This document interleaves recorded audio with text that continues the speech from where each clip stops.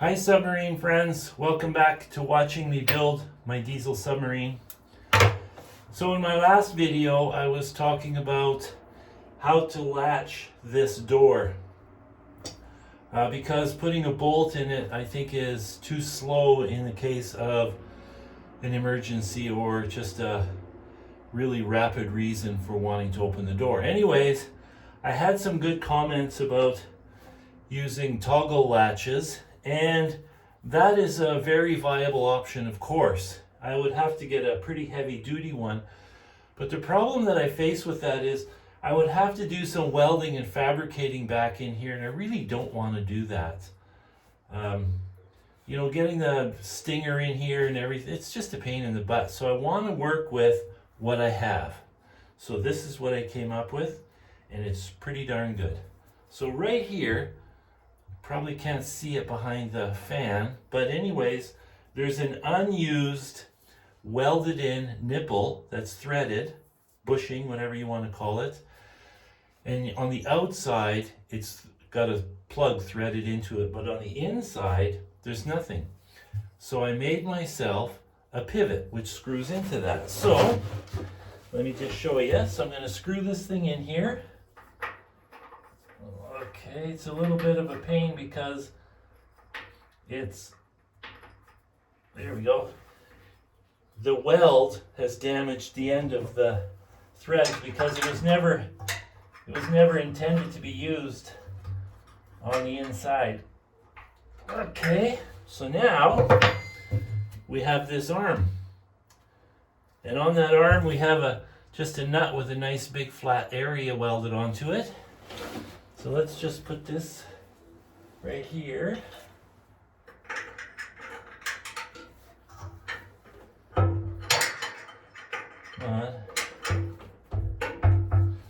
So now, of course it all needs to be painted and stuff, but I don't want to paint it now because I would have to wait for it to dry, and I don't want to just paint one little part like this because I use a brush and then it wrecks the brush, and then, well, I guess whatever. I like to paint a bunch of things at once. So then this arm pushes in, but watch this. It just, oops, got the wrong angle. Whoops. It just sits right there. Beautiful. I have to put a little, right now it's just sitting on a thing that, well, actually doesn't fall out. It stays there. So now I have to show you the next part, but I got to take this off. Hold on, bear with me. I have to add a couple washers for adjustment. So we just gonna put a couple washers on here. So this is the latch that holds it, and it's double nutted, but I won't worry about tightening that for my demonstration purpose. So, door is closed. Now, all I do is I pop that out, whoops, push it down, whoops, and lock it. See that? I'm pretty happy with that. The door is really tight, and it's super fast to open and close. So I'll take it off, and well, I'll probably leave it on for now, but when I'm ready to do some touch-up painting, I'll take it off and paint it. So now I'm working on securing the submarine for when it's parked in the lake unattended. So what I'm doing is two things. One, I bought a vacuum pump. So when I park the submarine, I pull a vacuum on the hull. I'm not going to say how because I don't want anybody to know. And when you pull a vacuum on the hull, you lock the dogs, and you pull a vacuum. When there's a vacuum in here, you cannot open that hatch. You'd have to use a crane to lift on the hatch, and I'm sure the submarine would lift a foot out of the water before that hatch popped free. It does not take much vacuum because the hatch is a giant piston that's 26 inches across. So 26, I'm not going to do the math in my head, but that is many, many square inches. And it holds like crazy. Like when I do a vacuum test, even after 30 seconds, I cannot open that hatch. So that's one level of security. The hatch will be vacuum locked and the dogs will be turned, and you need a tool to turn the dogs. You can't just put a wrench on it or something or grip it with your hands to turn the dogs. So that's another level of security. And then I've got a plywood cutout that matches the conning tower from making the wood deck. I had to cut out the wood decking, so that's perfect. And I'm going to put that on top. And then I'm going to put I had to drill 2 holes through the sail of the conning tower to lift the whole deck onto the crane. So those 2 holes are now going to be opened up to 3/4 of an inch. I think that's what it is, whatever it is. And I'm going to slide a pipe through. And when that pipe goes through, it goes through a hole that's in a piece of material that's bolted to the plywood, so the plywood can't lift off. So you shove the pipe through, you put a padlock on the end. The other end has just got a welded plate on it. So you push that pipe through, put your padlock on. Now the whole top of the conning tower has this plywood that is locked. And what that does is it keeps the sun off the window in the hatch, because the biggest, baddest thing for acrylic windows is sunlight.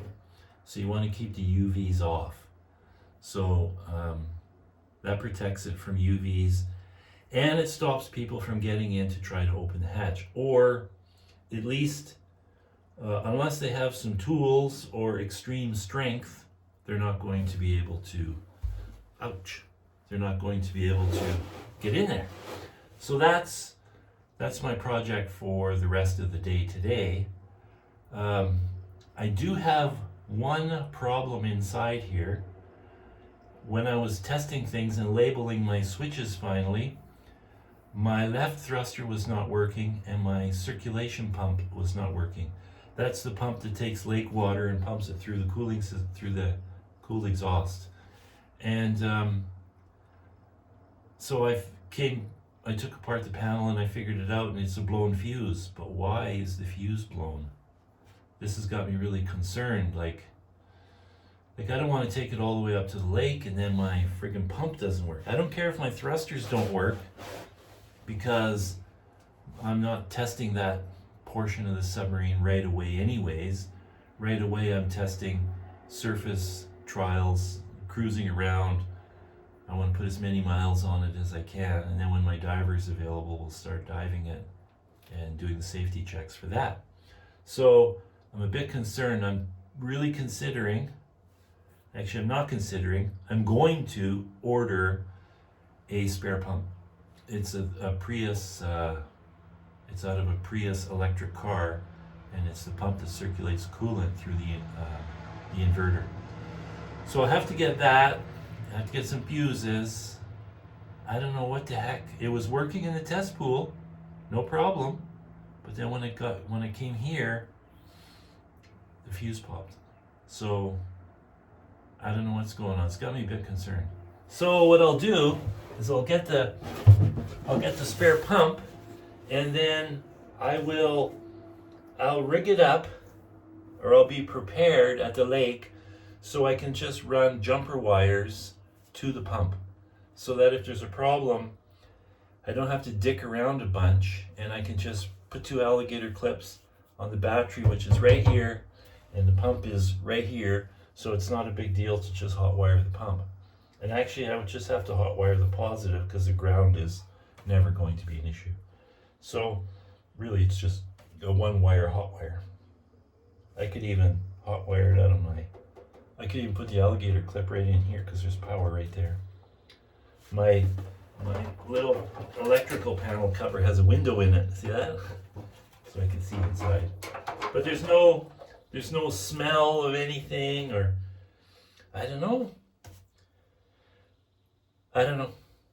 So I'll just be prepared if there's a problem. And so that's my plan. Oh, another thing I did, I'm gonna just move this camera, is I moved this is my life support oxygen. So you can see it's got the regulator, and then right here is the bleeder valve.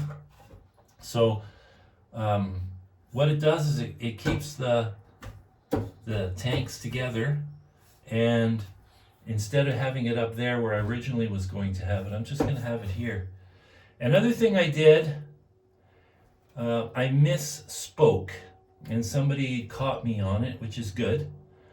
I was talking about how much I have storage space all over the place in here, and all these little nooks and crannies and under the engine.